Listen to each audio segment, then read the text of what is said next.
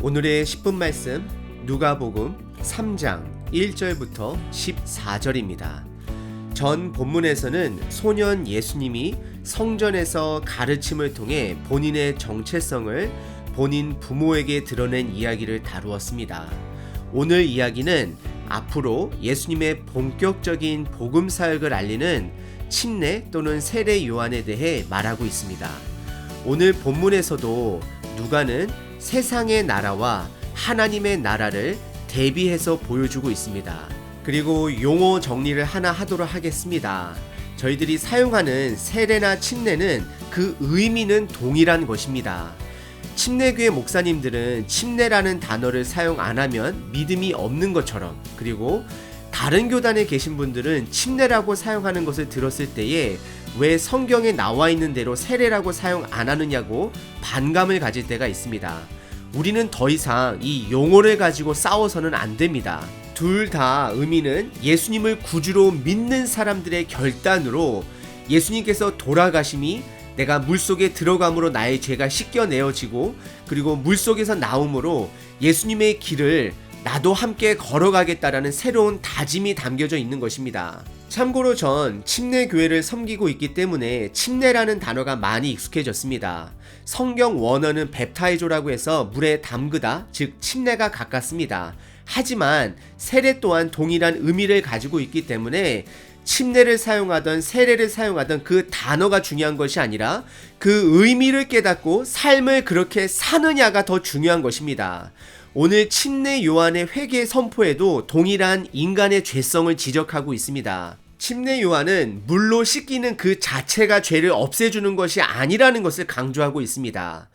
오늘 본문을 살펴보시도록 하겠습니다. 오늘 본문은 크게 두 가지로 나눌 수 있습니다. 첫 번째는 침례 요한의 소개이고, 두 번째는 침례 요한의 선포 내용입니다. 첫 번째 부분은 1절부터 6절까지 침례 요한의 소개를 말하고 있습니다. 시작 부분을 그 당시 세상 권력자들을 소개하고 있습니다. 1절에 황제 디베료가 등장합니다. 여러분들 2장에 나왔던 황제 가이사 아구스토가 없어지고 디베료 황제로 바뀐 것을 성경은 이야기로 시작을 합니다. 그리고 디베료 황제였을 때에 본디오 빌라도가 유대의 총독이 되고, 그때부터 분봉왕이라는 직책이 하나 더 등장하게 되는데요. 이것은 디베료가 황제로 있었을 때에 본인을 최고의 왕으로 이야기하는 것이고, 갈라디아 지역을 담당하는 분봉왕인 헤롯 왕을 세우게 됩니다.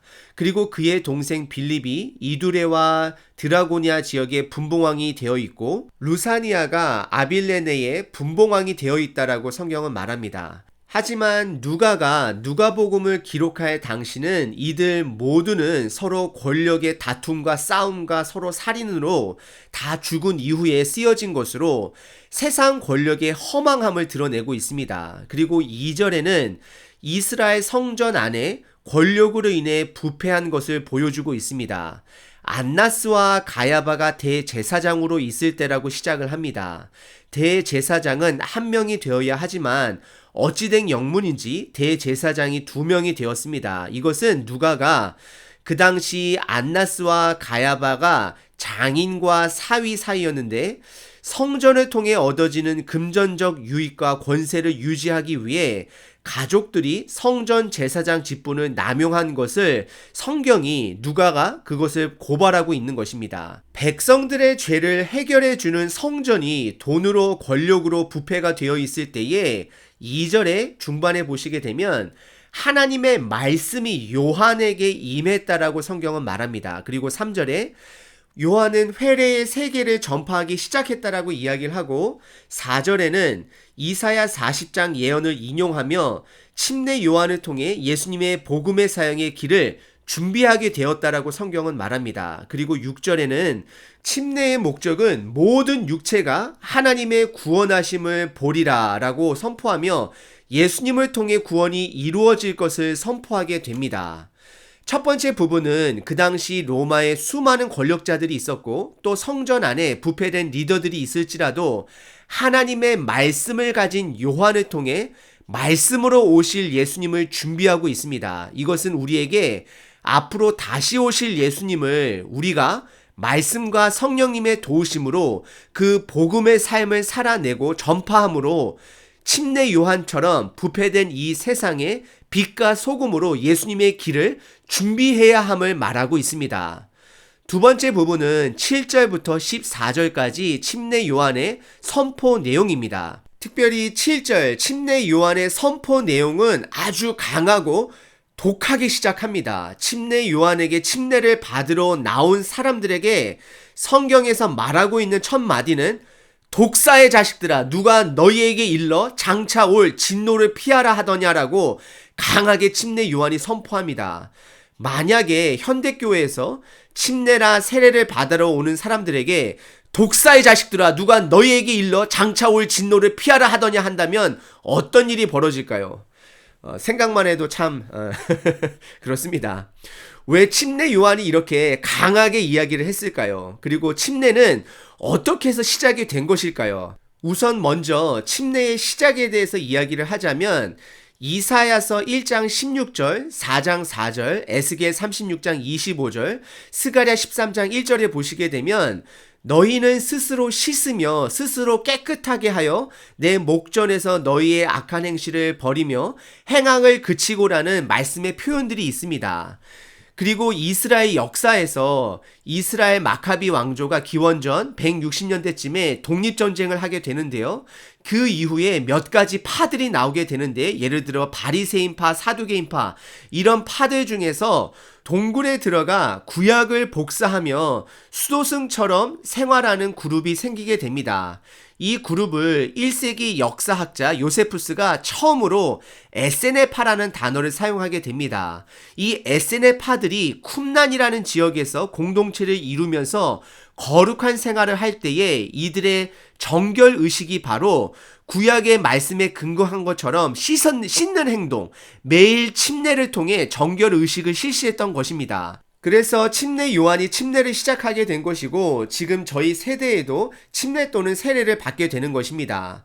근데 이런 침례를 받으러 온 사람들에게 왜 침례 요한은 독사의 자식들이라고 강하게 이야기를 했을까요? 이것은 이들이 물로 씻는 행위로서 죄 씻음을 받을 수 있었다라고 믿었기 때문입니다.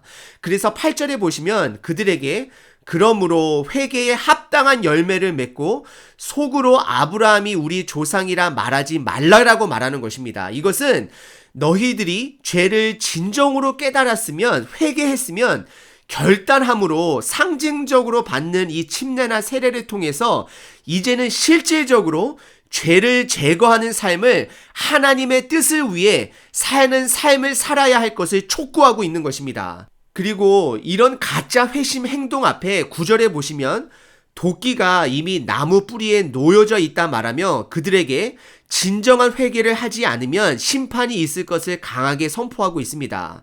그래서 10절에 세 부류의 사람들에게 실질적으로 행동을 강조하는 내용이 나옵니다. 첫 번째 그룹은 그 당시 일반 백성들입니다. 10절에 그들에게 옷이 두 벌이 있으면 나누어 주고 먹을 것도 있으면 나누며 살라라고 말을 합니다.